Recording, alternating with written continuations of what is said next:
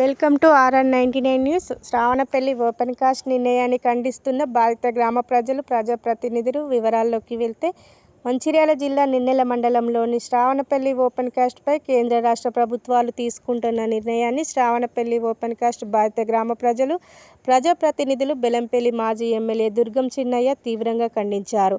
Sravanapalli open cast పేరుతో పచ్చని పైర్లుగా ఉన్న గుడిపేట, జెండా వెంకటపూర్, భగీరథపేట, ఆవుడం శివారు, చిత్తపూర్ పలు గ్రామాలు దుబ్బల గడ్డలుగా మారతాయని బాధిత గ్రామ ప్రజలు అంటున్నారు. భూసేకరణతో రైతులకు అధిక లాభం వచ్చే మామిడి పంట కనుమరుగై రైతులు తీవ్రంగా నష్టపోతారని, ఓపెన్ కాస్ట్ వద్దు అంటూ ప్రజాప్రతినిధులు, ప్రజలు ఓపెన్ కాస్ట్ నిర్ణయాన్ని వ్యతిరేకిస్తున్నారు. కేంద్ర రాష్ట్ర ప్రభుత్వాలు రైతుల పట్ల పునరాలోచన చేసి ఓపెన్ కాస్ట్ నిర్ణయాన్ని వెనక్కి తీసుకోవాలని వేడుకుంటున్నారు.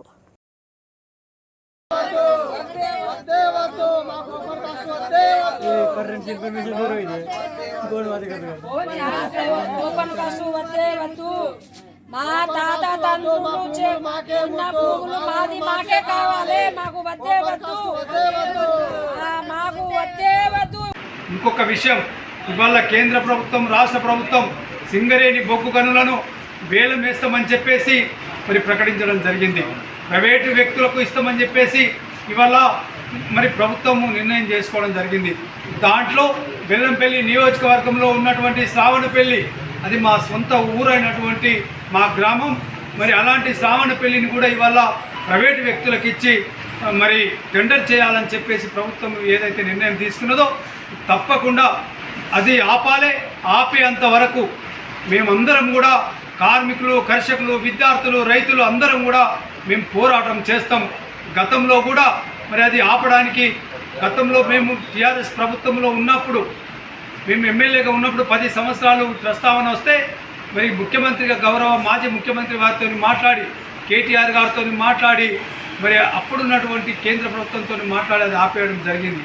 కానీ ఇవాళ ఉన్నటువంటి ప్రభుత్వం, కేంద్ర ప్రభుత్వం ఇద్దరు ఒకటై ఇవాళ మా ప్రాంతాన్ని, మరి మా ప్రాంతంలో ఉన్నటువంటి సామనపల్లిలో ఉన్నటువంటి ప్రాంతాన్ని కూడా మరి ఓపెన్ కాస్ట్ చేయడానికి ప్రయత్నం చేస్తున్నారు.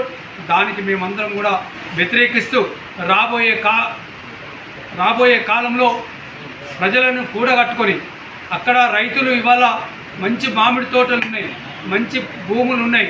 ఇప్పుడిప్పుడే రైతులు కొంచెం పంటలు పండించుకుంటున్నారు. ఒక్క సామనపల్లి ఒక్క ఊరే కాదు, సామనపల్లితో పాటు జెండా వెంకటాపూర్, చిత్తాపూర్, అట్లాగే మామిడిగట్టు, అట్లాగే మెట్పల్లి, నార్వాయిపేట్, ఇట్లా ఈ ప్రాంతాల్లో ఉన్నటువంటి ఒక 7-8 గ్రామాలు ఇవాళ మరి దానికి బలయ్యే పరిస్థితి ఉంది.